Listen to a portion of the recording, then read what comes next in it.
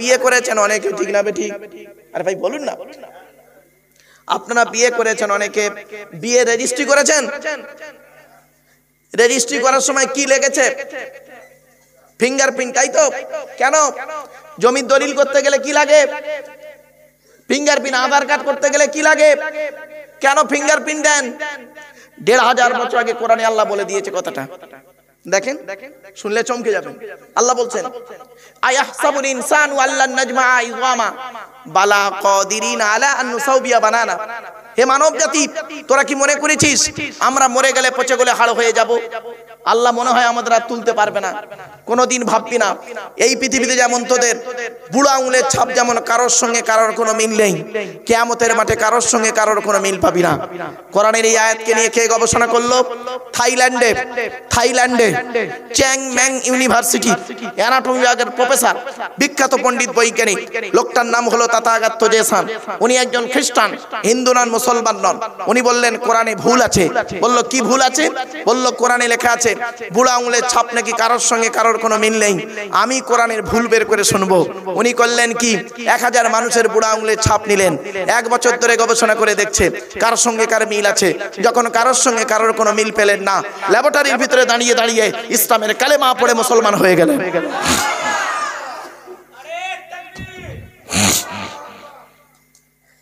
কোথায় আছেন আপনি?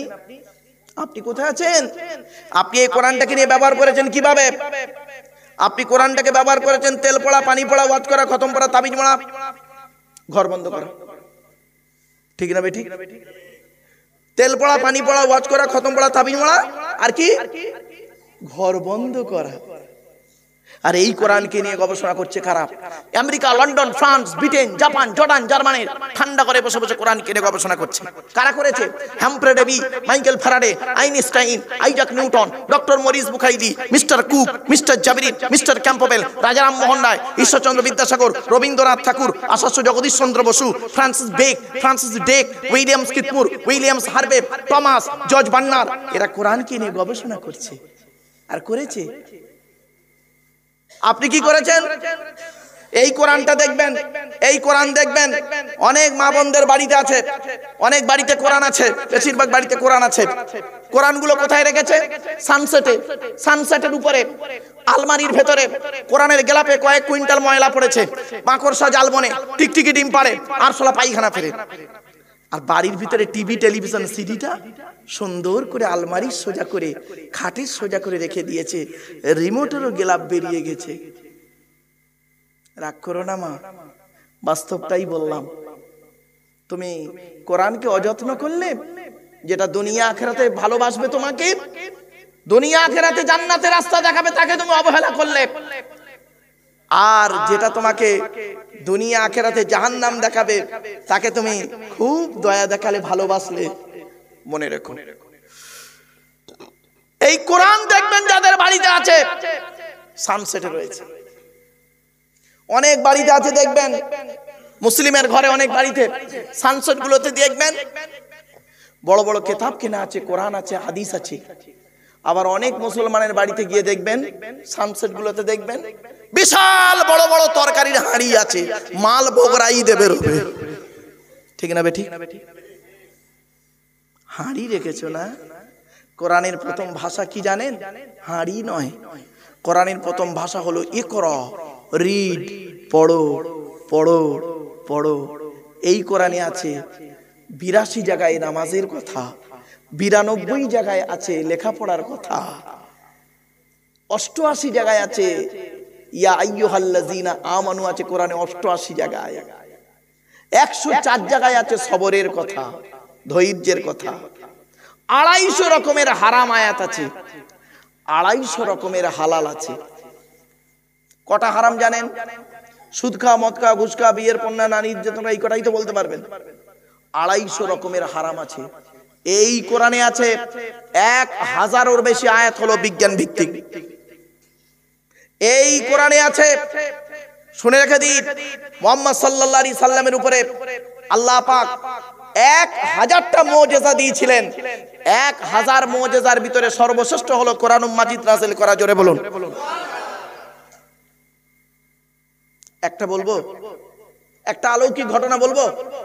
আরে ভাই বলবো কি বলুন না, বলবো। এই দেখেন, হাজারটার মধ্যে একটা বলছি, শুনুন। আল্লাহর নবী একদিন দাঁড়িয়ে আছেন, আল্লাহর নবী একদিন সাহাবীদের নিয়ে দাঁড়িয়ে আছেন। একটা মৌমাছির ঝাঁক যাচ্ছে, মৌমাছির ঝাঁক, বোঝেন? হ্যাঁ, মৌমাছির দল উড়ে উড়ে যাচ্ছে। আল্লাহর নবী বললেন, এ মৌমাছির দলেরা দাঁড়িয়ে যাও। সঙ্গে সঙ্গে মৌমাছির দলটা দাঁড়িয়ে গেল। আল্লাহর নবী বলছেন, আমি তোমাদের একটা প্রশ্ন করব। পৃথিবীতে হরেক রকমের ফুল আর ফল থেকে তোমরা খাবার সংগ্রহ করো, কিন্তু তোমাদের পেটের মধুটা এত মিষ্টি হয় কি করে একবার বলো? ওই মৌমাছির ভিতর থেকে, ওই মৌমাছির দলের ভিতর থেকে একটা মৌমাছির জবানকে আল্লাহ খুলে দিল। ওই মৌমাছিটা কি বলেছিল শুনে রেখে দিন। আসসালামু আলাইকা ইয়া রাসূলুল্লাহ, আসসালামু আলাইকা ইয়া হাবিবাল্লাহ। আমরা হলাম কর্মী মৌমাছি, আমাদের চাকে রানী মৌমাছি বসে আছেন। উনি আমাদের বলে দিয়েছেন আমরা যেখান থেকে খাবার নেব, ওইখান থেকে খাবার নিয়ে চাকে যাওয়া পর্যন্ত মাঝখানে যতটুকু রাস্তা সময় পাবো, নবীর উপরে দরুদ পড়তে পড়তে আসবো। কি বুঝলেন? এই সেই নবী আর এই সেই কোরআন। এই সেই নবী, যে নবীর উম্মত আমরা হতে পেরেছি। সে নবীর নাম কি? হযরত মুহাম্মদ মুস্তাফা সাল্লাল্লাহু আলাইহি ওয়াসাল্লাম। এবার আসছি নবীর পরিচয়টা কি, নবী কোন বংশে জন্মগ্রহণ করেছেন। কুরাইশটা কে শুনে নিন। কার নাম কুরাইশ?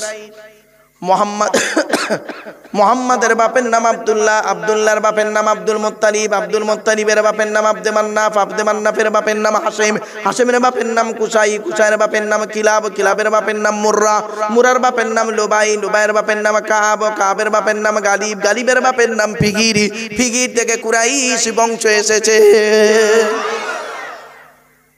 নবীর বাপের নাম আব্দুল্লাহ, মায়ের নাম আমিনা, দাদার নাম আব্দুল মুত্তালিব, দাদির নামটা কি? নেতিরা বিনতে খব্বাব ব্রাকেটে ফতেমা, কেউ বলেছেন সামিরা।